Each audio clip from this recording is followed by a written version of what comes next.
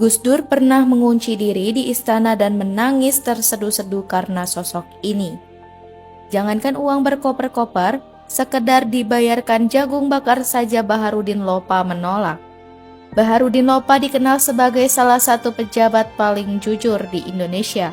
Menteri Kehakiman dan Jaksa Agung RI era Presiden Gus Dur ini sangat anti suap. Ketegasan Lopa selalu menolak pemberian dan hadiah sudah ditunjukkan sejak awal berkarir sebagai jaksa. Dia selalu berpendapat, jika menerima hadiah, penegak hukum akan merasa berhutang budi dan bisa-bisa tidak objektif lagi. Ada kisah menarik saat Baharudin Lopa masih menjabat Kepala Kejaksaan Tinggi Sulawesi Selatan pada tahun 1981 sampai 1985. Rombongan Lopa berhenti untuk menikmati jagung bakar di sebuah warung.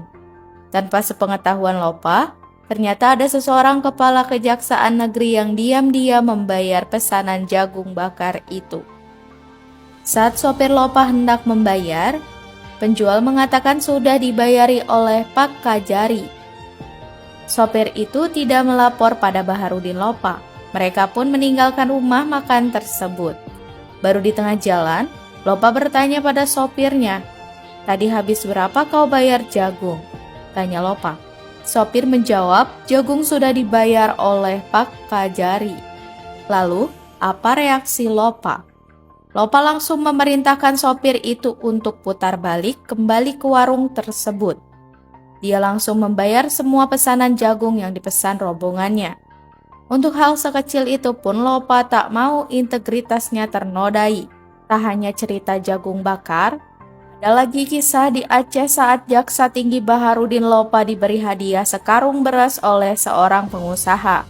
Beras itu diantarkan oleh seorang kernet bus ke rumah Lopa. Kernet itu menjelaskan dari siapa beras tersebut. Baharudin Lopa pun geram mendengarnya.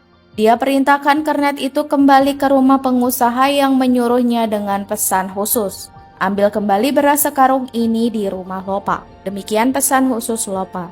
Begitu pengusaha itu datang, tak main-main Lopa langsung menyuruhnya untuk memanggul sendiri beras itu biar tak main-main lagi dengan dia.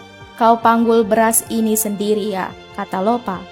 Tentu pengusaha itu kapok berurusan dengan pejabat jujur dan tegas macam Baharudin Lopa. Sayangnya, pada Selasa malam 3 Juli 2001 silam, hujan deras disertai kilat menyambar-nyambar langit. Presiden yang keempat, Abdurrahman Wahid tersentak. Ia mengunci diri dalam kamarnya di Istana Negara dan menangis terseduh. Ketika tangisannya agak reda, Gus Dur berucap lirih, "Malam ini, salah satu tiang langit bumi Indonesia telah runtuh. Tak seorang pun yang paham maksudnya. Lebih-lebih bisa-bisanya cucu Hadratus Syekh Hashim Ashari itu menangis seduh-seduhan." Tangis dan ucapan Gus Dur baru terjelaskan ketika panggilan telepon berdering pukul 11 malam dari Kedutaan Besar Republik Indonesia di Riyadh, Arab Saudi. Berita yang disampaikan sang penelpon mengenapi penglihatan Gus Dur sambil mengantarkan duka ke seluruh penjuru tanah air. Jaksa Agung Baharudin Lopa telah dipanggil penciptanya. Berita meninggalnya Lopa yang baru dilantik sebagai Jaksa Agung pada 5 Juni 2001 terang menimbulkan keterkejutan sekaligus menjalarkan kabung yang dalam. Lopa meninggal mendadak. Keberangkatannya ke Arab Saudi dilantari panggilan tugas sebelumnya sebagai Duta Besar Republik Indonesia untuk Arab Saudi. Sesudah ditunjuk Gus Dur sebagai Jaksa Agung, ia harus menyerah terimakan tugas Duta Besar kepada Wakil Duta Besar KBRI Riyadh, Kemas Fajharudin. Setelah acara serah terima selesai, Lopa menyempatkan diri bertolak ke Makkah lewat perjalanan darat selama 10 jam untuk melaksanakan ibadah umroh. Selasa pagi 3 Juli 2001, Lopa mual-mual dan segera dilarikan ke Rumah Sakit Al-Hamadi, Riyadh. Tak lama kemudian, maut menyongsongnya.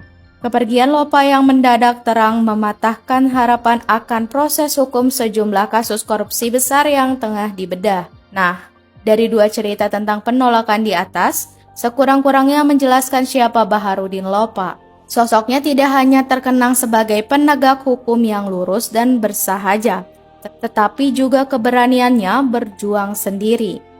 Baharudin Lopa barangkali menjadi eksemplar terakhir penegak hukum yang benar-benar tegak di atas kerang kejujuran. Prinsip jalan pedang yang dianut Lopa ini terkandung dalam kata-kata yang seringkali dikutip. Banyak yang salah jalan tapi merasa terkenang karena banyak teman yang sama-sama salah. Beranilah menjadi benar sekalipun sendirian.